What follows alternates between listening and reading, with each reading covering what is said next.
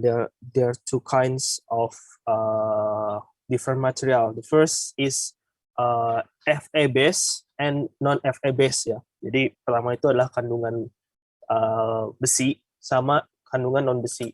Kenapa dibagi dua? Karena dalam klasifikasi besi itu Fe, dalam kandungan klasifikasi Fe itu nanti akan membedakan beberapa fungsinya. Fungsinya beberapa hampir sama, aplikasinya juga hampir sama. Cuma nanti base-nya saja yang sebenarnya yang menjadi membedakan itu adalah kandungan si Fe-nya. Nah, kalau yang non Fe itu banyak kandungan base-nya itu, paduan utamanya itu ya. Ada yang aluminium kemarin sudah sampaikan, ada yang magnesium, ada yang mangan, ada yang silikon, ada yang lain. Nah, jadi si Fe ini makanya disebutnya besi atau paduan Fe Fe dan non Fe, besi dan non besi. Nah, nanti di dalam besi itu kan ada beberapa, ada yang campurannya lagi. Jadi ada yang besi murni, terus ada yang dicampur lagi. Ada yang Fe alloy, ada yang Fe-nya aja. Terus yang logam juga logam. Non Fe juga nanti dibagi lagi, ada yang paduan ya, alloy, ada yang murni. Nah, itu seperti itu. Jadi besi atau alloy itu masih masuk dalam klasifikasi metal. Jadi metal itu masih ruang lingkupnya masih general. Di situ terbagi menjadi dua tadi, Fe dan non Fe. Jadi masih banyak lagi seperti itu. Nah, pada pertemuan kali ini, for this meeting, I'd like to describe about the composite materials. So, the natural materials and combine it into one. Jadi beberapa peneliti juga mencoba untuk mencampurnya menggunakan natural material seperti misalnya serat dari tanaman, terus dari serbuk-serbuk kayu. Jadi bisa dikatakan serbuk kayu yang dicampur menggunakan bahan tertentu itu juga bisa dengan material. Jadi selain daripada kebutuhan ya, jadi para peneliti juga mencoba untuk menggunakan mencoba untuk merecycle dan menggunakan material yang ramah terhadap lingkungan. Ya, salah satunya tadi menggunakan natural materials. Okay, Sam also actually there are different types of the composite ya. Based on the manufacturers, based on the difference of the each material. Jadi nanti dalam bentuk materialnya itu ada berbagai macam. Nanti ada yang dalam berbentuk fibers ya, ada yang dalam berbentuk serat, ada yang dalam bentuk lembaran, atau ada yang juga dalam berbentuk particles. Tetapi, yang perlu kita ingat itu biasanya itu ada yang disebutnya reinforcement. Jadi nanti ada penguat sama pengisinya. Oke. Jadi dalam komposit material itu minimal itu ada dua, ada yang disebut penguatnya sama pengisinya. Penguatnya biasanya nanti disebutnya matrix ya. Kalau pengisinya atau reinforcement-nya. Jadi kita perlu memastikan bahwa dua material ini paling tidak dikatakan sebuah komposit material itu ada yang dikatakan penguatnya dan ada yang dikatakan pengisinya. Ya. Nah, di sini juga bisa dikatakan bahwa penguat atau matriksnya atau pengisinya itu bisa dari berbagai jenis different atau klasifikasi material. Di sini juga bisa dikatakan bahwa bisa menggunakan metal ya, bisa menggunakan seramik atau juga bisa menggunakan polimer. Nah, kenapa komposit itu digunakan ya? Karena sebenarnya komposit itu kita mau mendapatkan kedua karakteristik ini dijadikan satu. Tujuan dari komposit itu misalnya kita mau mencari kekuatan yang tinggi gitu. Kita menggunakan base-nya dari metal. Gitu.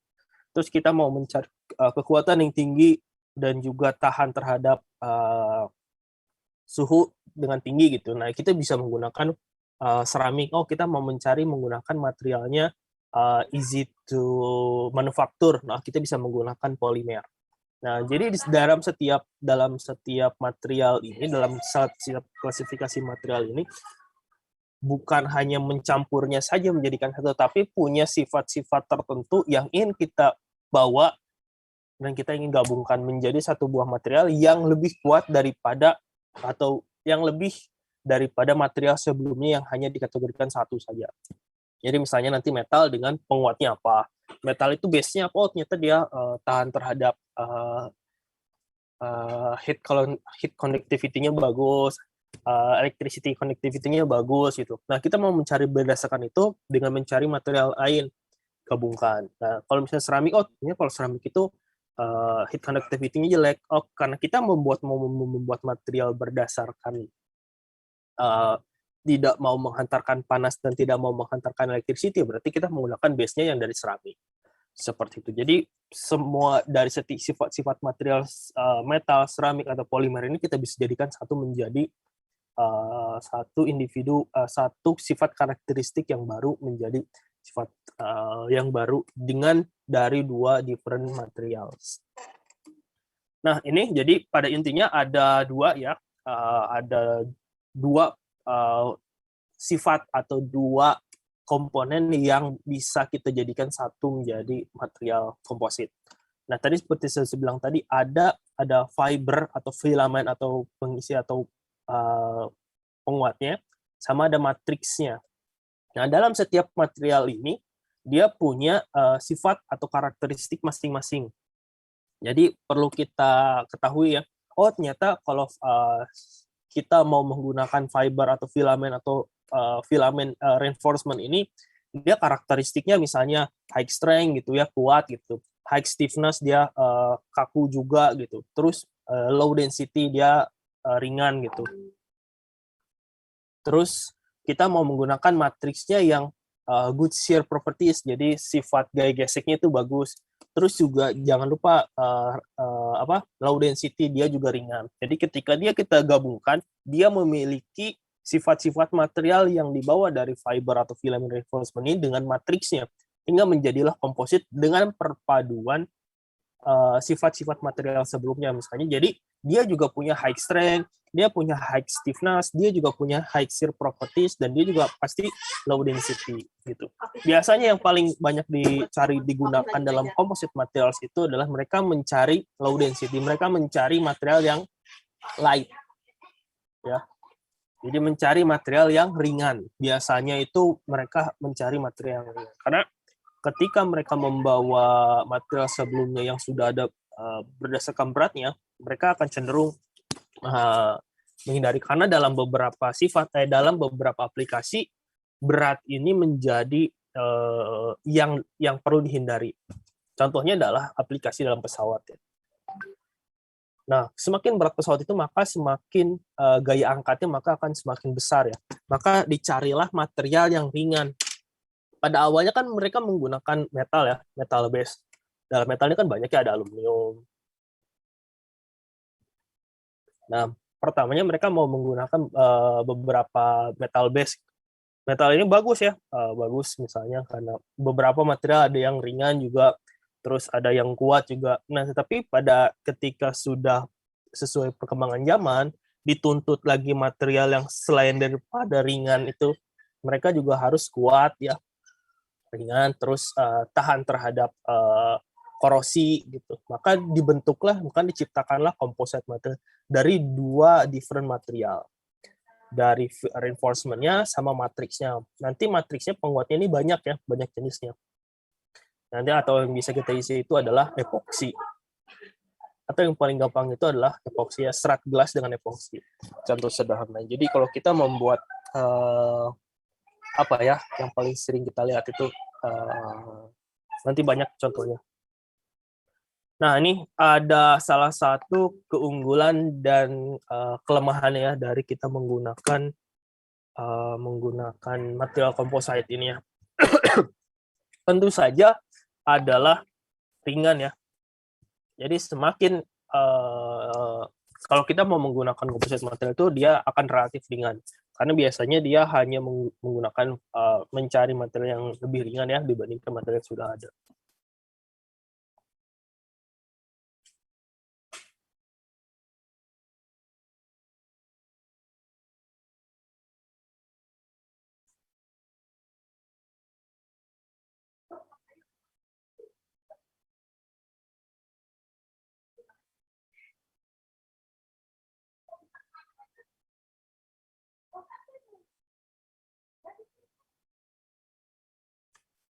Nah, yang pertama itu adalah ringan. Jadi mereka pasti ketika membuat composite material itu mereka akan mencoba mengurangi weight reduction ya.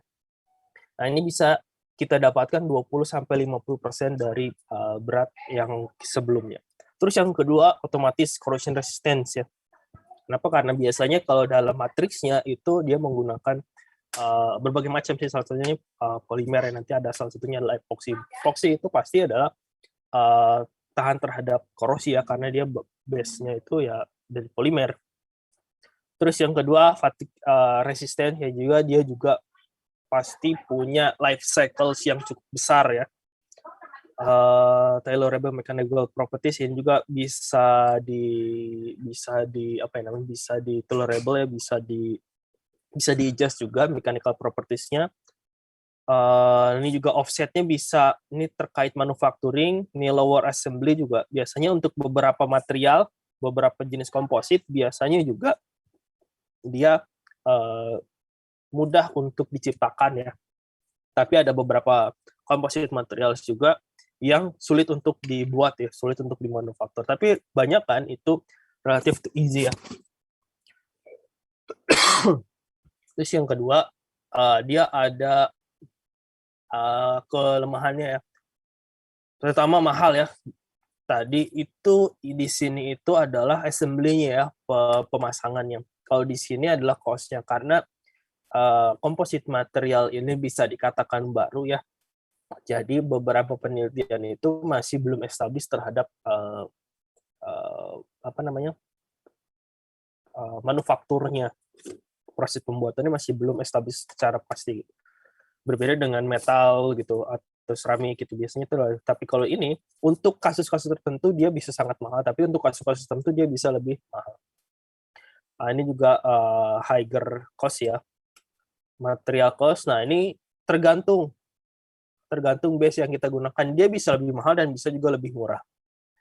Contohnya saja kita mau merecycle material, contohnya aja ada natural fiber. Nah, ini yang sekarang sedang banyak penelitian ya, menggunakan natural fiber. Mungkin kalau kita mau menggunakan fiber karbon gitu ya, serat karbon, itu mungkin bisa dikatakan lebih mahal. Tapi kalau kita mau menggunakan natural fiber yang sudah ada alam dan banyak dan tidak digunakan gitu ya, tidak di-applicable-kan gitu ya. Nah, ini malah bisa menjadi lebih murah, ramah terhadap lingkungan. Ini juga non-visible impact, jadi beberapa itu tidak memiliki impact yang terlihat. Nah, ini yang biasanya itu yang menjadi salah satu kendala.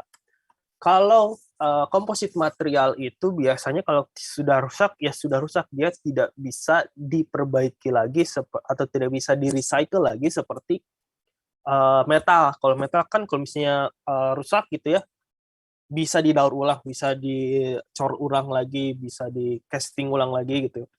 Tapi kalau komposit rusak, ya sudah rusak, dia tidak bisa menjadi, tidak bisa didaur ulang lagi, dia tidak bisa digunakan kembali. Kalau sudah rusak, ya sudah rusak. Itu yang menjadi salah satu kendala komposit material. Nah, ini untuk beberapa jenis ya, terutama aluminium dan galvanik, itu biasanya mereka perlu isolasi terhadap ini ya, perlu adanya terhadap isolasi terhadap material tersebut, karena biasanya mereka ada ini ya, corrosion resistance juga, terus ada heat resistance sama electricity resistance. Jadi perlu kita perhatikan kalau misalnya kita mau menggunakan metal base. Itu yang perlu kita perhatikan kalau misalnya mau menggunakan material base. Jadi dalam komposit itu kan beberapa material itu bisa kita gabungkan, bisa dari metal base, bisa dari polymer base, bisa dari natural base ya, ataupun bisa dari fiberglass. Nah ini, jadi dalam komposit itu ada beberapa tipenya ya. Jadi ada yang berdasarkan tipenya itu bentuknya itu nanti dalam bentuk partikel. Jadi si pengisinya itu adalah partikel-partikel. Jadi misalnya serbuk-serbuk gitu ya, dalam bentuk serbuk gitu ya. Itu masuk ke dalam particle reinforced. Nanti di sini juga ada dibagi dua lagi, ada yang large particle, terus ada yang disperse, ada yang menyebar gitu, ada yang secara random. Terus yang fiber gue yang sering kita lihat itu serat gelas gitu ya. Dalam serat gelas ini kan dalam bentuknya fiber, dalam bentuk serat. Nah, dalam serat ini bisa ada yang random, terus ada yang continuous, terus ada yang acak juga. Jadi nanti ada yang di sini, ada yang penempatan si serat gelasnya itu, ada yang si seratnya, bukan seratnya itu bisa dibentuk menggunakan secara rapih gitu ya, secara teratur gitu, lurus-lurus, semua miring-miring, semua searah semua gitu. Ataupun yang secara acak. Nah ini. Jadi kedua-duanya ada plus minusnya biasanya. Karena dia seratnya, misalnya saya punya serat gelas yang arahnya semuanya serat sini semua. Dia bisa menjadi lebih kuat, ini estimasi saja ini adalah serat gelas. Ketika dia ditarik dari sini, atau sama dari sini, dia pasti lebih kuat kan, karena dia memiliki arah serat yang searah semua. Tetapi ketika kita tarik dari sini ke arah sini ataupun ke arah sini, itu salah satu kelemahannya. Dia akan lebih lemah dibanding kita ditarik. Tetapi kalau kita punya arah serat yang acak gitu ya, dia bisa ditarik ke sini, dia bisa ditarik ke sini, dia bisa ditarik ke sini, dia bisa ditarik. Tapi dia dalam suatu kondisi juga dia bisa lemah terhadap suatu bidang, suatu tarikan atau suatu posisi gitu ya. Makanya di setiap ini ada punya kelemahan dan kelebihan masing-masing. Kalau ini selain daripada itu ya, kalau yang ini juga kalau kekurangannya, dia akan lebih sulit dalam proses manufaktur karena kita harus sangat-sangat teliti. Tidak ada serat yang arahnya melenceng dari yang kita inginkan. Kalau ini kan relatif lebih murah ya proses manufakturnya gitu, cuman ya asal aja gitu. Nah, sebenarnya dalam pasarannya juga beberapa serat itu sudah dimanufaktur secara searah ataupun tidak searah, atau secara acak ataupun secara seperti itu. Jadi nanti kalau dalam fiber ini, dalam arah serat ini, arah serat itu menentukan juga kekuatan setiap materialnya. Lalu ada yang struktural. Jadi kalau dalam struktural itu si pengisinya itu dia sudah berbentuk laminasi atau dalam bentuk lembaran ya, ataupun dalam nanti sandwich panel. Jadi biasanya dia sudah berbentuk sebuah bentuk tersendiri. Jadi yang perlu diperhatikan itu nanti di sini adalah pengisinya ya. Jadi ada yang dalam berbentuk partikel ya, titik bentuk serbuk gitu ya. Terus ada yang dalam bentuk serat, terus ada yang dalam berbentuk laminates atau dalam bentuk lembaran. Nah, ini yang partikel ya. Biasanya kalau dalam partikel itu dia banyak base-nya ya. Dia bisa menggunakan beberapa jenis pengisi, bisa dia dari seramik, dia bisa metal juga, dia bisa polimer, saya rasa jarang ya. Paling banyak itu seramik sama metal. Biasanya kalau dalam metal ini apalagi ini akan memberi kekuatan yang signifikan ya. Tapi yang perlu diperhatikan itu adalah partikelnya, ukuran partikel. Nah, jadi para peneliti sekarang itu juga meneliti ukuran dari partikelnya. Jadi nanti ada ukurannya itu kan, ada yang milimeter, itu satu partikel itu, ada yang nanometer, mikrometer dulu, mikro. Ada yang nanometer. Nah, sekarang itu para peneliti itu menggunakan partikel itu yang ke arah ukuran nano. Kenapa jadi ke ukuran nano? Karena semakin kecil partikel tersebut, maka akan memiliki tingkat kesebaran dan tingkat kekuatan yang lebih besar dibandingkan yang ukurannya lebih besar. Jadi para peneliti mencoba mengekstrak material itu menjadi ukuran nanomaterial. Ini banyak ya, banyak penelitian yang sekarang ini menggunakan nanomaterial. Bisa dari nanomaterialnya tersendiri ataupun jadi nanti nanokomposite. Ini ukuran ya yang diperhatikan ya. Jadi bahkan di sini particles can be very small particles ya. Jadi sampai kurang dari 0,25 mikron. Nah, sekarang itu sudah mencapai nano ya.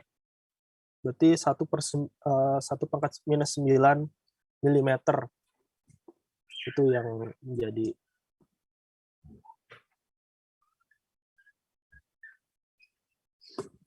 Oke, ini yang bentuk particles ya. Nah, ini yang dalam bentuk fiber, dalam berbentuk serat. Jadi ada yang berbentuk searah gitu, ada yang berbentuk teratur gitu ya.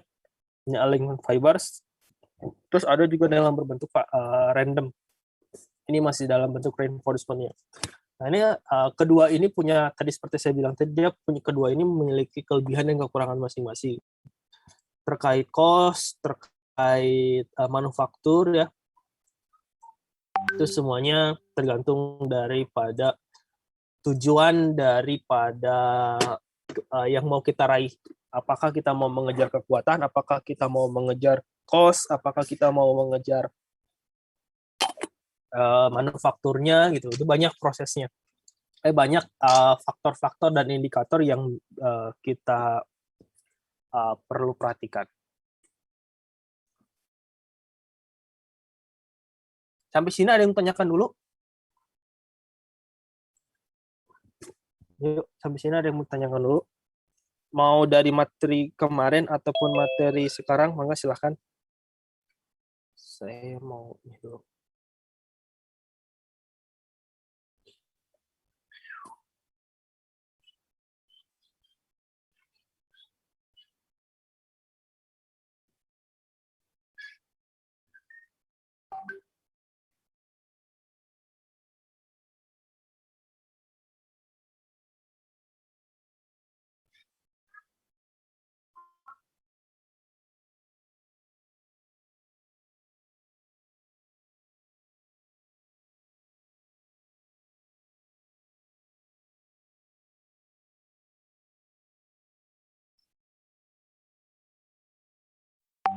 Enggak, kalau ada yang mau ditanyakan.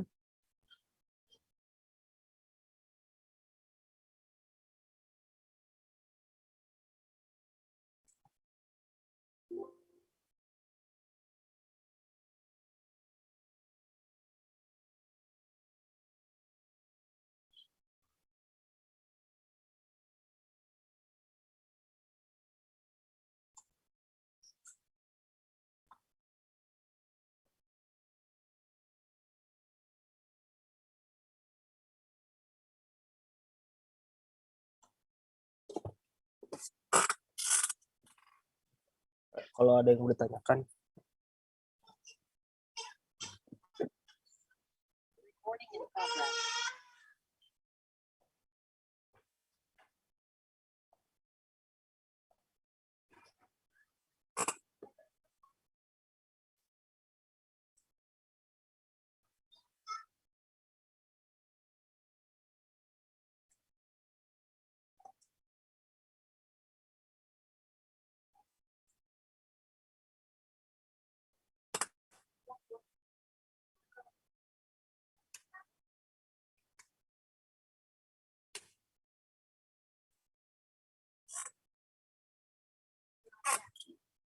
Oke. Tidak ada pertanyaan, kita lanjut ya. Nah, dalam beberapa kasus juga dalam bentuk fiber ini ada beberapa kasus, ada beberapa jenis lagi ya. Ada yang dalam bentuk woven, jadi si seratnya itu sudah dalam bentuk dirajut gitu ya, atau disusun. Nah, ini biasanya akan menjadi kekuatan lebih kuat lagi dibandingkan yang random atau yang discontinuous. Nah, ini jadi beberapa serat itu dia sudah disusun berdasarkan sesuai keinginannya. Nah, jadi biasanya kalau yang discontinued itu dia bisa mencapai 50 dari 190% dari berat atau ininya ya. 50-90% dari yang kita inginkan. Jadi kalau untuk yang discontinuous ini dia akan relatif lebih easy to manufacture ya.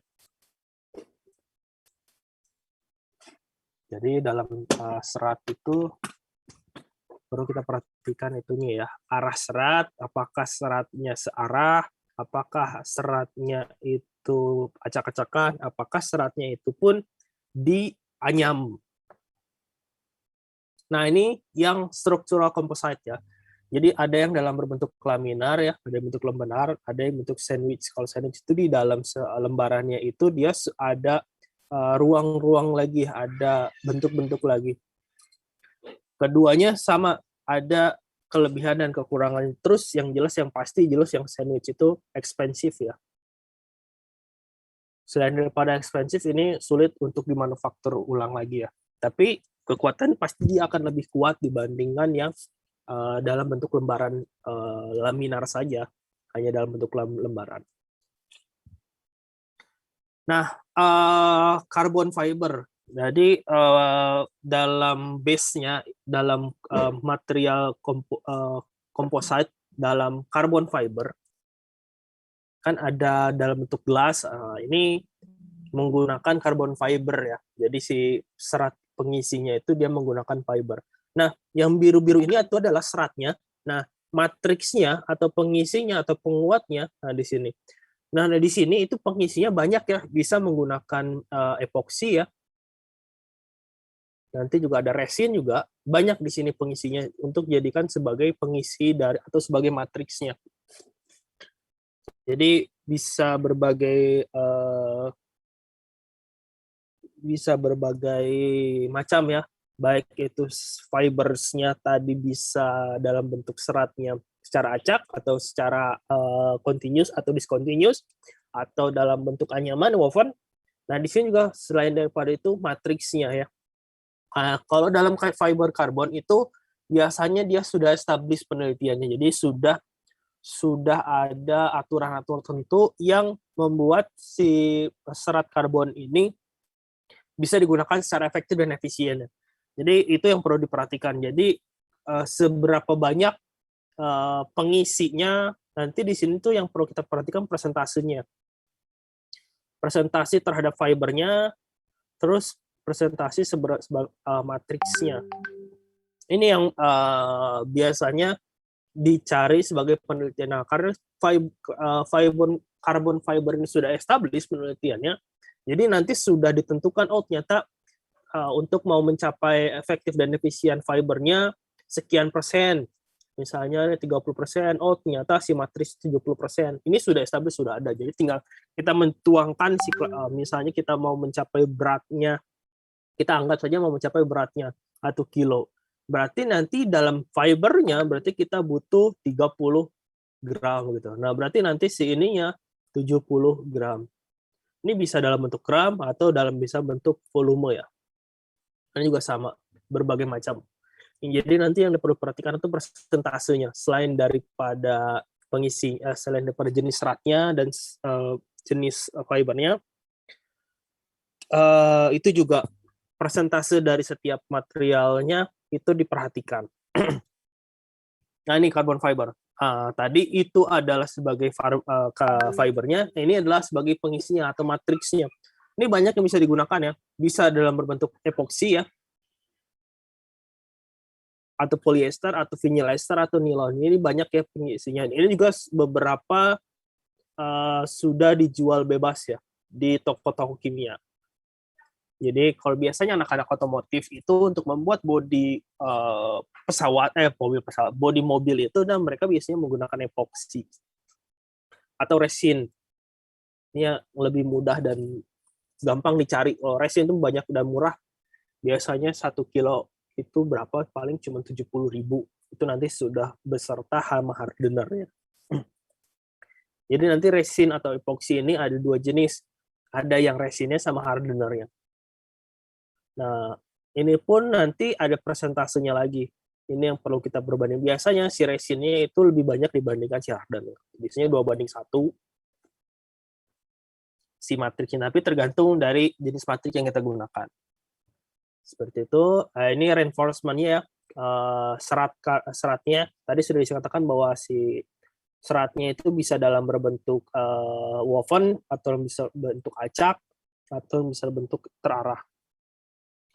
Nah, ini ada beberapa jenis reinforcement-nya, ada yang bentuk carbon fiber, ada yang berbentuk aramid ya, ada yang aluminium, ada yang ultra high molecule white polyethylene. Ini berarti base-nya itu adalah polimer. Base-nya polimer. Jadi tergantung kita mau menggunakan base-nya berdasarkan base apa. Nah, ini salah satu aplikasinya ya, salah satu penggunaan serat fiber ya. Jadi serat fiber ini banyak digunakan di sepeda. Jadi kenapa digunakan di sepeda? Karena sepeda itu dia mau mencari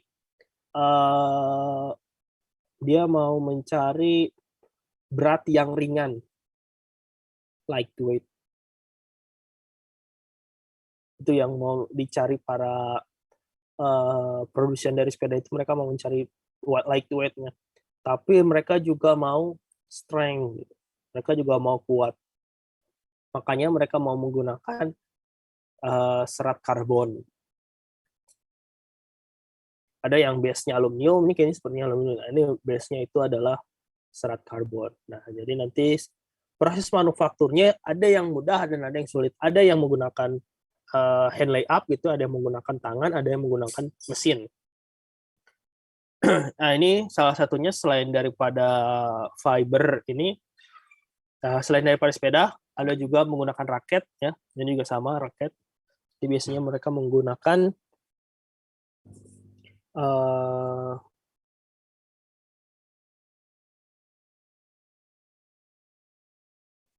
menggunakan serat karbon.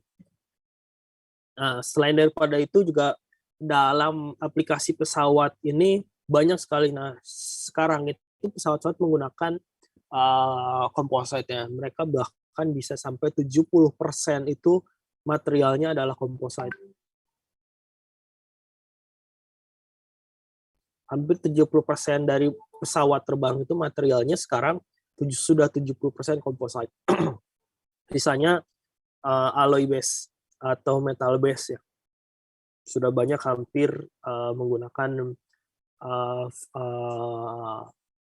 komposit ya. Bisa itu carbon fiber atau dari polimer atau bisa dari yang lain.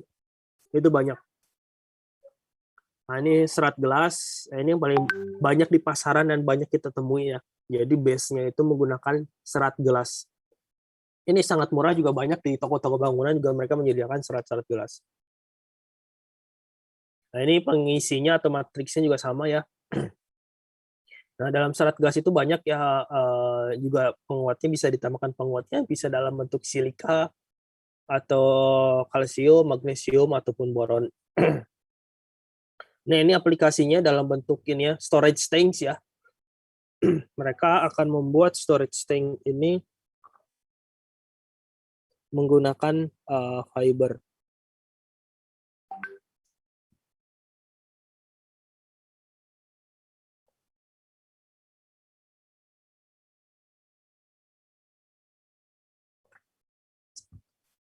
Nah, ini yang perlu diperhatikan. Jadi biasanya dalam pembentukan storage tank juga menggunakan serat karbon atau serat gelas.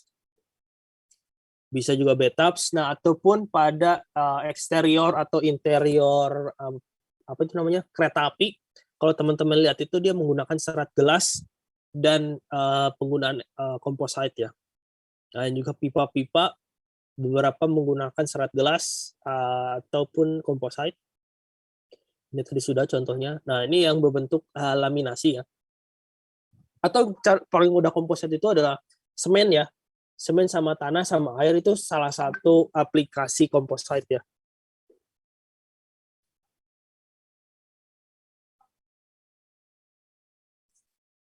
Salah satu aplikasi komposit ya. Jadi teman-teman menggunakan tanah, semen, batu kerikil itu semua itu adalah salah satu masuk komposit karena perpaduan dari berbagai jenis material menjadi satu, menjadi tembok gitu.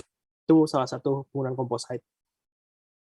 Ini yang laminasi ya, kalau ini laminasi dalam penggunaan parket ataupun lantai ya, lantai kayu. Ada yang bentuk laminasi, ada yang bentuk kayu kuat atau kayu solid.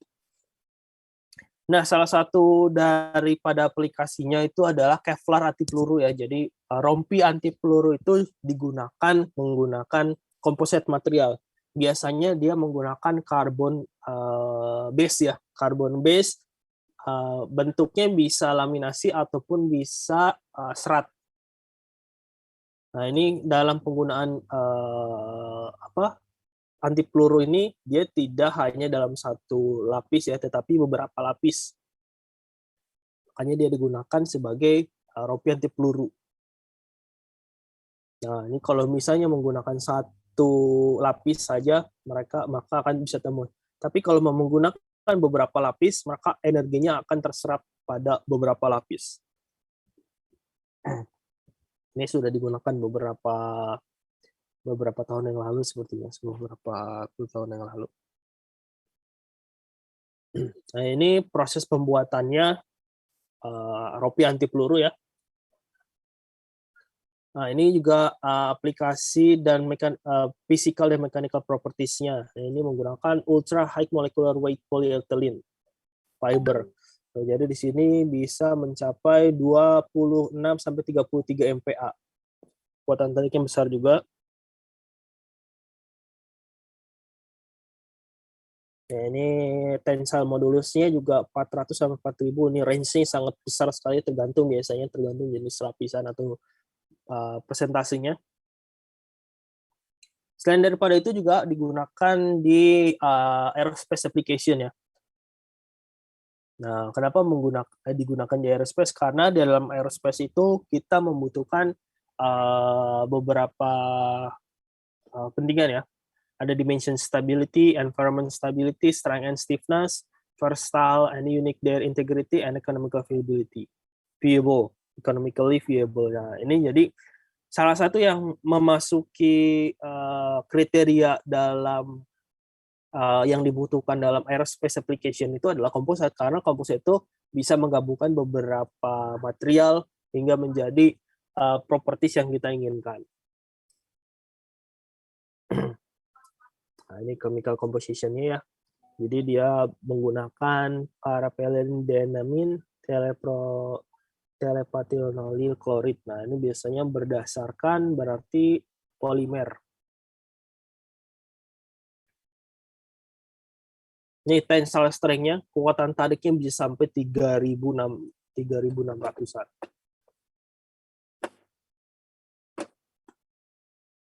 Ya, 3.600 MPU sangat besar sekali, sangat kuat. Berarti dia nggak mungkin mudah patah ya.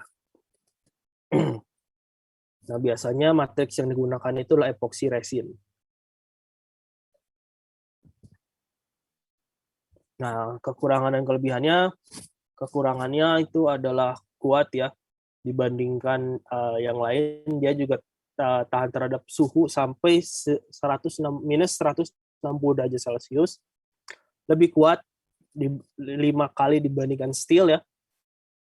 Jadi dia juga resist terhadap different chemical. Makanya mereka menggunakan polimer. Nah, ini very poor compressive strength. Jadi dia sangat lemah ketika memiliki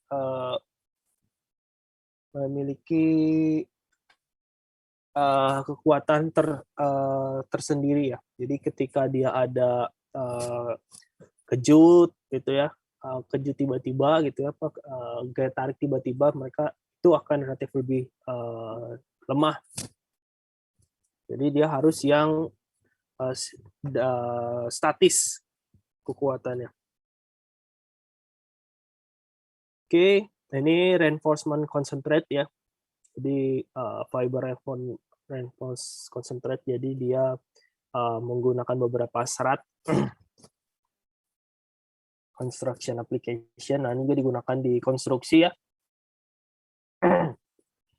Tadi sudah saya bilang, jadi salah satu yang paling mudahnya itu dalam komposit material itu adalah penggunaan semen dan pasir atau tanah. Dan juga sama, tinggal berarti penguatnya di situ adalah si semennya. Matriksnya itu adalah semennya. Ini fasad pada dinding. Ini konstruksi. Nah, ini.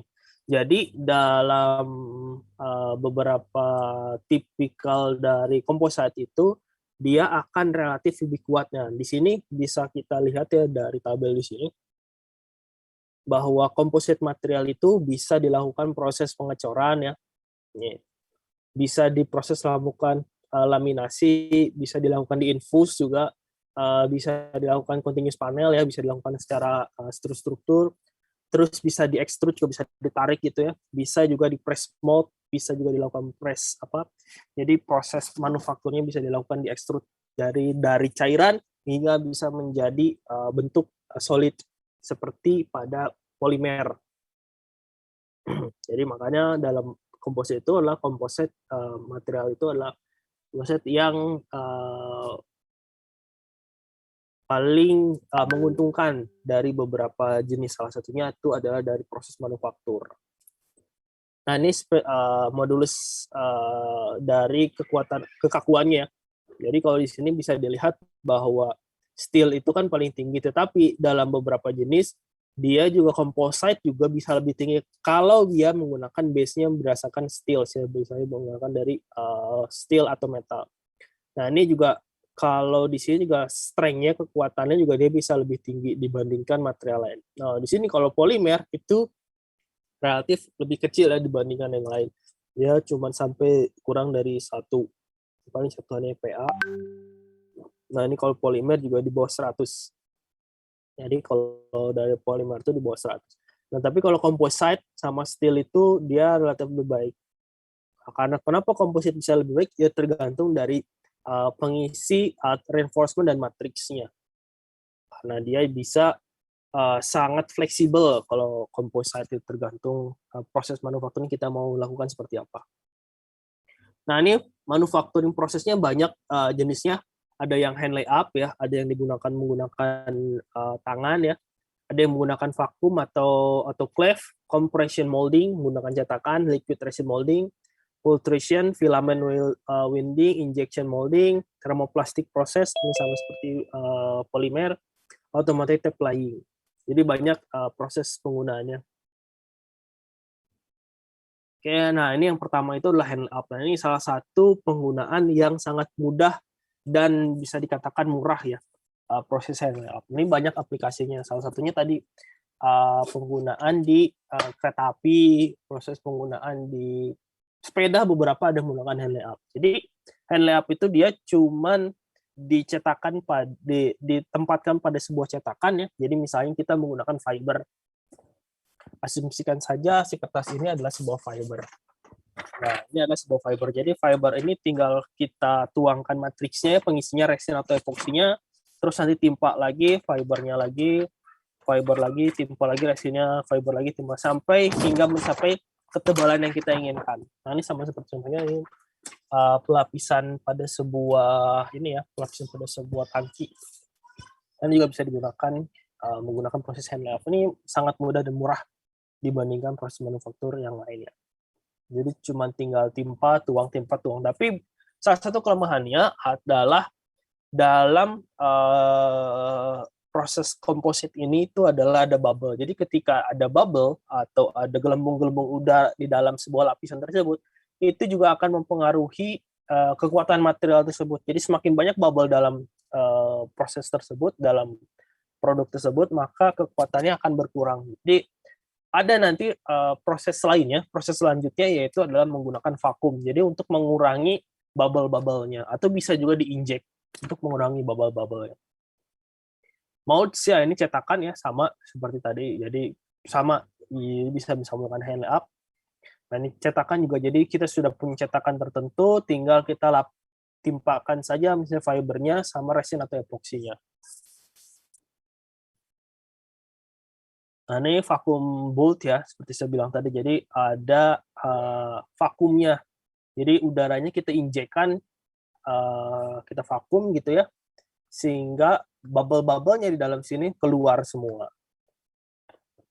karena bubble itu adalah salah satu kelemahan dari composite. Ini autoclave juga ya sama, ini mungkin di beberapa tahun ke depan prodi teknik otomotif setahu saya punya alat autoclave, jadi proses pembuatan kompositnya menggunakan autoclave ini. Oke, nanti teman-teman di logistis kalau mau melihat proses manufakturnya mau menggunakan autoclave, setahu saya nanti di tahun depan kalau nggak salah ada alatnya yang sudah datang. Ini compression molding ya, ini biasanya digunakan juga menggunakan polimer juga ya. Jadi proses pencetakan plastik-plastik itu biasanya menggunakan compression molding.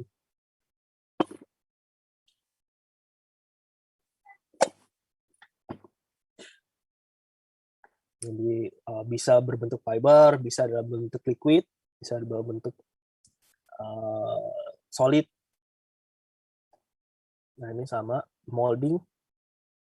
Nah salah satu kelemahan dari komposit itu adalah failure under longitudinal. Nah tadi kalau kita menggunakan seratnya yang searah, itu biasanya akan mengurangi beban atau mengurangi kekuatannya ya. Jadi pastikan bahwa dalam proses pembuatannya itu kita sudah sesuai kita inginkan. Kalau misalnya kita searah-arah seratnya seperti ini, berarti nanti proses gaya beban itu adalah yang kita inginkan adalah ke sebelah sana. Bukan kita membuat arah serat seperti ini, tapi bebannya itu adalah berlawanan dari arah seratnya. Itu yang perlu diperhatikan. Ini juga sama ya, tensile juga sama, gaya tariknya juga. Kalau ini juga pastikan ketika kita memiliki arah serat atau laminasi, arah seratnya diperhatikan. Ini transverse, jadi perpindahan antara bebannya juga perlu kita perhatikan ya, karena ini menjadi kegagalan-kegagalan dalam proses pembuatan komposit material. Saya rasa sekian. Ada yang mau ditanyakan?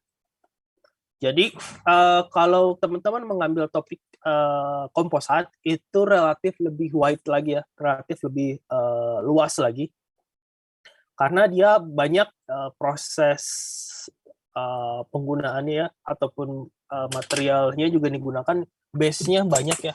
Teman-teman bisa menggunakan metal, teman-teman bisa menggunakan polimer, teman-teman bisa menggunakan natural fiber, natural material ya. Nah, jadi kalau komposit itu paling tidak ada 2 jenis material yang berbeda. Satu pengisinya, satu reinforcement-nya. Matriksnya, satu lagi reinforcement-nya. Itu yang diperhatikan. Jadi kalau beda lagi kalau teman-teman misalnya menggunakan natural fiber, ya berarti natural material berarti dia tidak ada penguatnya. Jadi cuman satu saja elemen dalam material tersebut. Saya teman-teman mau menggunakan daun pepaya gitu. Nah, itu baru namanya natural material, atau teman-teman menggunakan kayu, ya sudah natural kayu saja gitu. Nah, itu yang membedakan antara composite dengan natural material. Kalau dalam composite itu bisa saja menambahkan material atau elemen dari natural material. Tapi kalau natural material sendiri ya cuma satu gitu. Ada yang mau ditanyakan? Saya ingin tanya. Enggak, silakan. Siapa nih?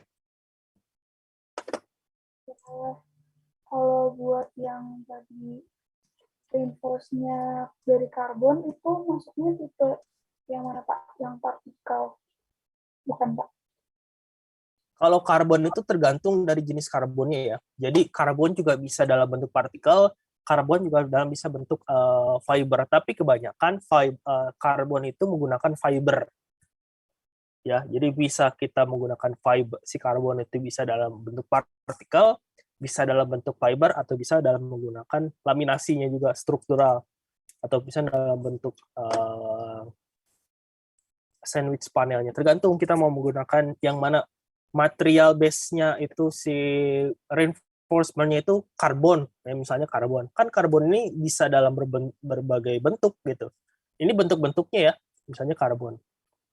Oh, karbonnya mau menggunakan bentuk partikel misalnya, ataupun dalam bentuk fiber, ataupun dalam bentuk struktural. Tergantung kita mau menggunakan yang mana. Nanti tinggal dipilih karbon plus matriksnya apa.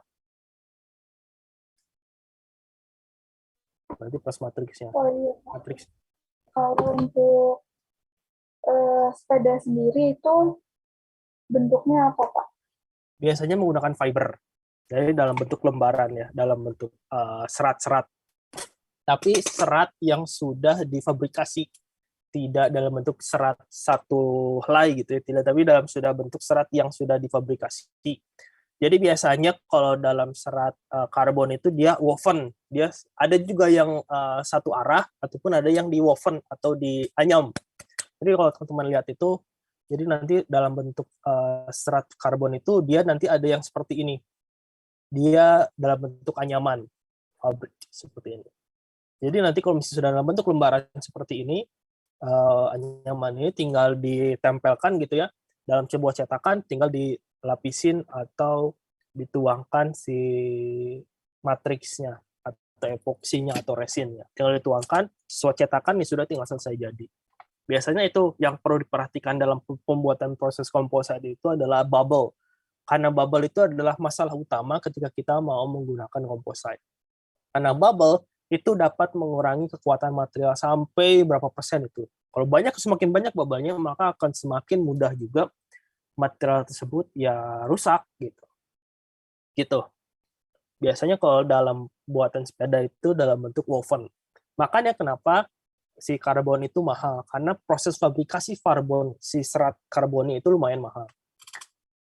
Kalau untuk yang woven ya, woven atau anyaman. Seperti itu. Oh iya, Enggak, ada lagi? Ya enggak, silakan. Kalau ada lagi yang tanya. Diskusi aja ya. Jadi material ini masih cukup luas penelitiannya. Ya, banyak juga nggak apa-apa, Yusuf.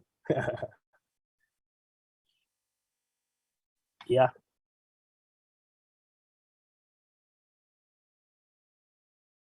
Mm-mm.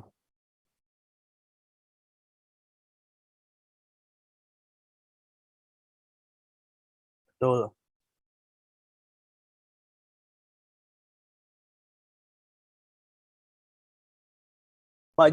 Banyak metodenya, Sup. Ada juga yang vakumnya vakum besar, Sup. Kalau dalam proses pembuatan saya pesawat terbang itu dia beberapa menggunakan serat karbon ya. Dia menggunakan vakum yang cukup besar. Jadi semakin besar dimensi daripada produknya, maka nanti vakumnya juga akan semakin besar. Bisa seperti itu, atau juga bisa menggunakan beban. Jadi dipres ya. Jadi bisa divakum atau bisa dipres. Tapi kalau dipres itu tidak akan begitu efektif menghilangkan bubble-nya. Tapi yang lebih efektif itu adalah menggunakan vakumnya. Salah satu metode yang paling efektif, ya vakum untuk menghilangkan bubble-nya. Seperti itu, Yusuf. Jadi semakin besar dimensinya, maka vakum yang kita buat juga harus idealnya semakin besar gitu. Enggak lagi? Betul.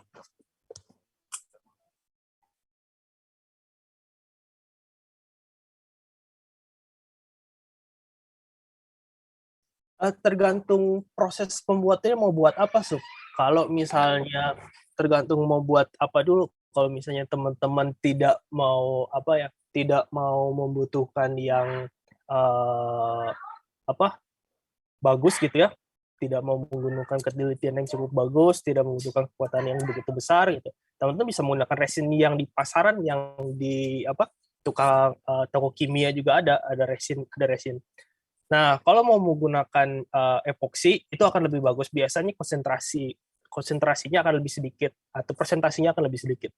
Jadi kalau menggunakan resin yang di pasaran itu nanti si harden kan dalam resin itu ya ada dua jenis cairan ya. Ada penguatnya, ada hardenernya sama si resin itu sendiri.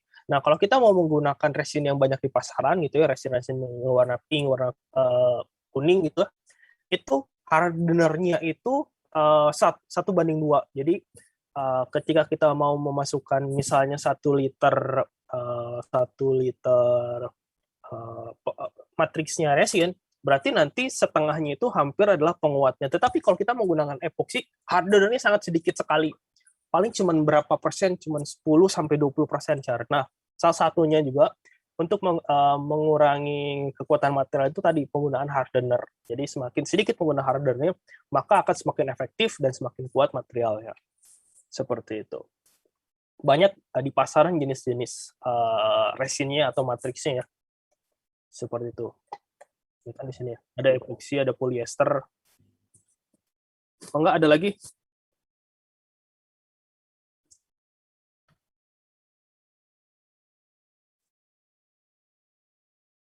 Jadi kalau dalam komposit ini kan ada reinforcement-nya ya.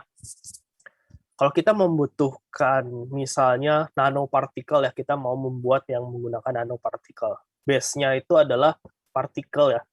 Jadi si materialnya bukan fiber tetapi menggunakan nano. Jadi nanti nano-nano yang kecil-kecil gitu ya, menggunakan si ukurannya itu kecil banget sampai ukuran nano.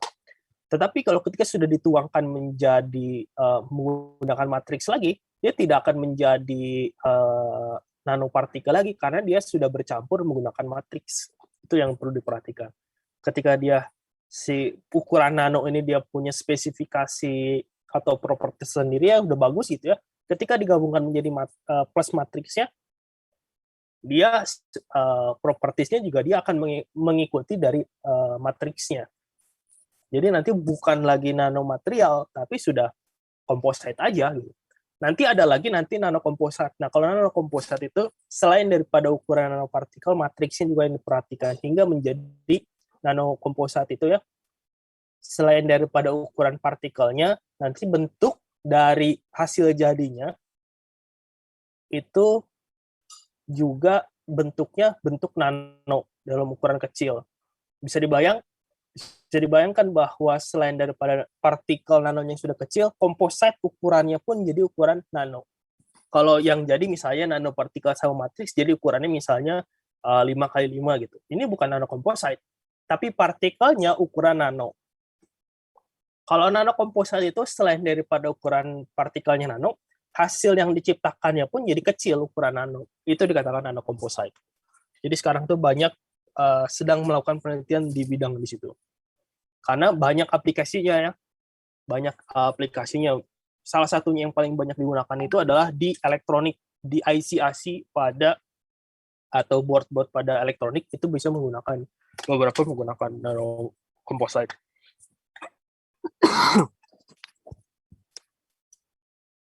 Seperti itu. Ada lagi yang mau ditanyakan? Tadi kan sudah ada beberapa ini menggunakan, saya lihat itu kalau composite ini ada ada dua ya. Nah, nanti kalau yang pastikan kalau yang natural material ini natural material ya, bukan composite. Kalau composite bisa saja dari dari natural material ditambahkan penguat yang ditambahkan matriksnya menjadi composite, base-nya itu natural material. Tapi kalau natural material ya berarti misalnya penggunaan daun, misalnya penggunaan batangnya, nah itu natural materialnya. Jadi natural, tidak ada pencampuran lain. Tapi kalau composite bisa saja dia menggunakan natural materials. Seperti itu. Enggak ada lagi yang mau ditanyakan, kalau composite bisa banyak ya base-nya. Metal juga banyak. Metal itu masih skopnya masih sangat luas sekali ya. Ada yang Fe base ataupun yang non FFE. Jadi kandungan ada yang ferrous dan non ferrous ya. Kalau dalam bahasa materialnya itu ferrous itu berarti kandungan besi, kalau non ferrous itu berarti bukan kandungan besi, tidak ada kandungan Fe-nya. Seperti itu. Masuk aluminium, magnesium, emas itu masukkan non ferrous. Polimer nanti kalau sempat minggu depan ya sama seramik. Seramik ini sebenarnya banyak juga yang belum dibahas ya, seramik sama polimer. Nanti coba saya bahas minggu depan dalam satu pertemuan dua klasifikasi material tersebut. Enggak, ada lagi yang mau ditanyakan? Untuk yang kemarin, apakah sudah ini ada beberapa yang membuat review dari topik dari teman-teman? Coba di-share ke saya, di share screen gitu, dari kelompok mana. Pak, saya mengambil topik ini, salah satu artikel yang saya ambil adalah ini, saya sudah membuat sedikit tentang reviewnya gitu. Nah, kalau ada beberapa biar kita diskusi bareng-bareng.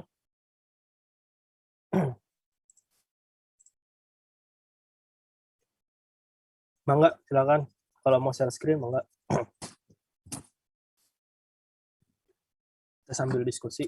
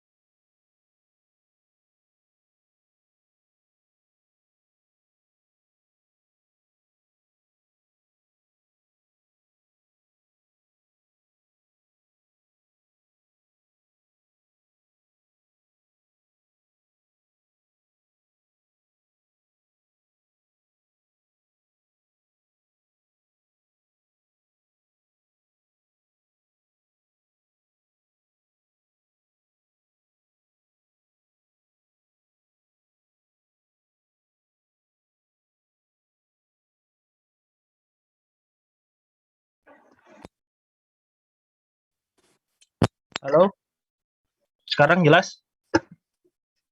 Oh ya, jadi bioplastik ini itu adalah material digunakan untuk plastik ya, dengan plastik packaging plastik biasa, tetapi dia bisa biodegradable ya, dapat terdegradasi di lingkungan. Halo? Oh ya. Oke, mantap, mantap. Jadi ini base-nya itu apa? Berarti natural material ya? Oke, nanti diperhatikan lagi.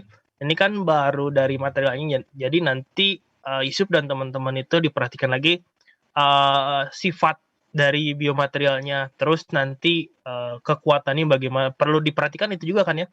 Kita misalnya propertiesnya dia bagaimana, kekuatannya dia berapa, apakah dia memiliki sifat lainnya gitu ya, apakah dia ramah terhadap lingkungan, ramah terhadap lingkungan sudah, misalnya apakah dia heat resistant atau tidak, terus misalnya jadi dicari lagi nanti propertiesnya yang sudah bisa saja dari setiap materialnya ya, ataupun ketika sudah menjadi bioplastiknya, kandungannya apa saja dalam bioplastiknya, jadi nanti diperhatikan itu lagi untuk mencapai artikelnya ya gitu ya. Ini kan kayaknya artikelnya yang sudah jadi ya.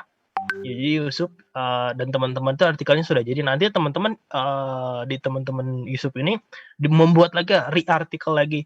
Oh ternyata saya membuat artikel bioplastik ini berbahan ini. Oh ternyata kekuatan materialnya ini. Terus dia tidak ada toksiknya, misalnya proses manufakturnya, misalnya menggunakan apa saja nanti dijelasin. Gitu. Oke, sip, thank you. Ini kan judul artikelnya, nanti Yusuf dan teman buat judul lagi. Enggak, kalau yang lain ada lagi? Dari kelompok saya boleh, Pak? Boleh.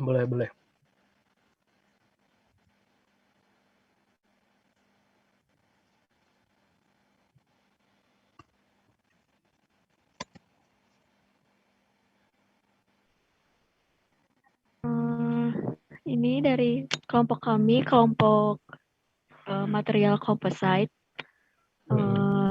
Jurnal yang kami pilih pakai materialnya zinc base sama ada campuran polimer. Applicationsnya buat food packaging.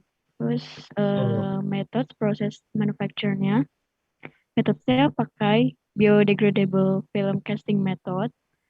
Prosesnya biodegradable polymers is used in the modification with their low cost and low densities associated with height specific mechanical properties. Represent a good renewable and biodegradable alternative to the most commonly used synthetic reinforcement. These biodegradable composite films were characterized with mechanical moisture absorption, water vapor permeability, oxygen permeability, and antimicrobial properties. Tapi prosesnya belum semua dimasukin, Pak. Ya nggak apa-apa. Ini kan baru dari satu artikel kan ya? Ya nggak apa-apa. Ya udah Pak. Bagus. Jadi ini kalau bisa dikatakan berarti ini adalah polimer sama seramik ya? Ya bukan? Zinc itu masuk ke seramik bukan? Apa alloy? Apa masuk metal?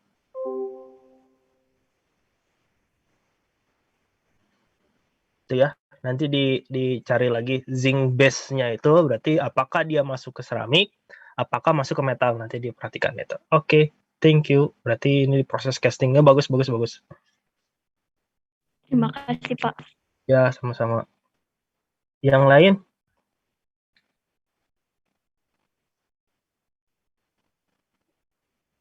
Yang lain kalau ada lagi, mangga silahkan.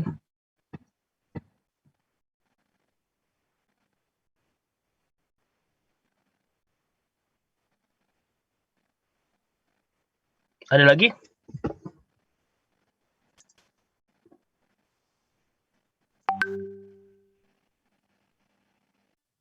Kelompok saya mau, Pak. Oh iya, boleh silahkan.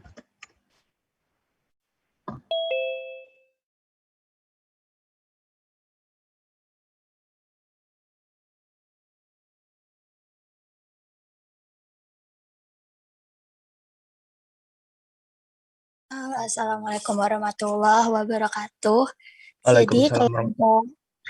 Jadi kelompok saya saya Arkin, Zafir, Nada sama Devanka itu kita materialnya keramik. Jadi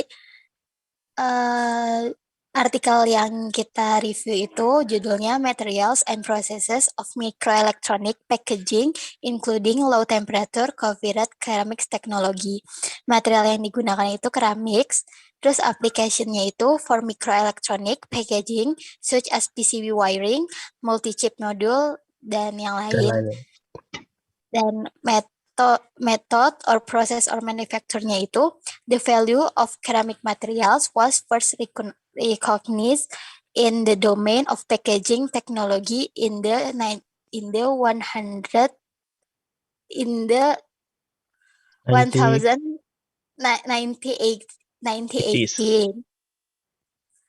Prior thereto, the packaging boards for large general purpose computers consist of resin PWB, a mixture of ingredients that contains of ceramics powder, organic resin, and solvent is kneaded in a ball mill to form a milk-like ceramic slurry. It's then formed into a green sheet by means of tape casting. The green sheet is cut out with a mold and via holes are made. The method is deposition and crystallizing the ceramics with high temperature. Oke, Terus ini bagus. referensi kita. Itu Pak, makasih. Oke, bagus ya. Jadi ini prosesnya nanti di casting ya, dicor. Tab castingnya, tab casting. Oke, bagus.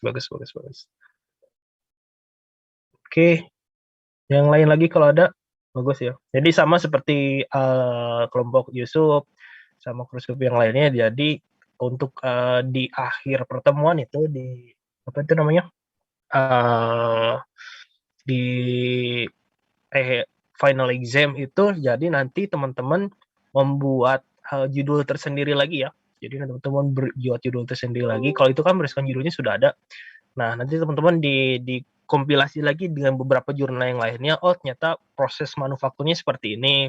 Terus propertiesnya bagaimana, chemical komposisinya bagaimana, terus kekuatan materialnya bagaimana. Nanti tinggal dicari aja dari material artikel yang sudah menerbitkan tersebut. Jadi tinggal dicari aja, tinggal teman-teman membuat judul baru. Oke, bagus. Ada lagi?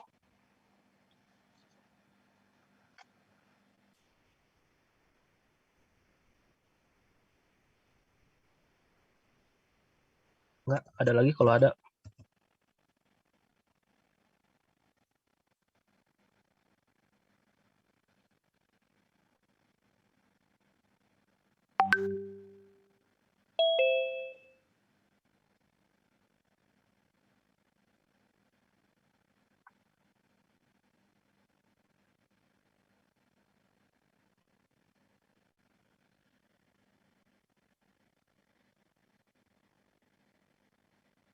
Nggak ada lagi?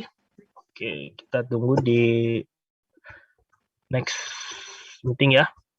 Jadi untuk itu ya, di final exam, jadi teman-teman membuat judul baru lagi ya. Berdasarkan aplikasinya aja. Jadi berdasarkan aplikasinya tadi misalnya tadi bioplastik, nah, teman-teman buat review atau literatur review plastik apa gitu ya, berdasarkan apanya. Misalnya, jadi yang di-highlight itu nanti si aplikasinya. Gitu, ada yang mau ditanyakan? Baik itu material pertemuan yang lalu ataupun terkait tugas nanti. Nggak ada? Kalau tidak ada, saya cukupkan sekian. Jadi tinggal 4 kelompok lainnya lagi ya, yang belum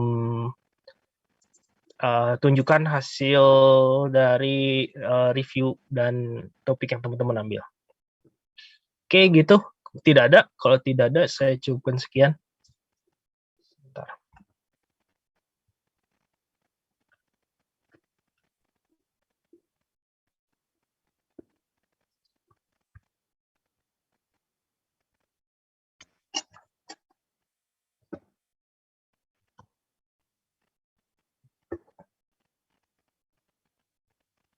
Oke, kalau tidak ada, saya cukupkan sekian ya. Mohon maaf bila ada salah-salah kata. Semoga kita selalu dalam keadaan sehat. Oke, untuk minggu depan itu saya nggak tahu, belum bisa memastikan.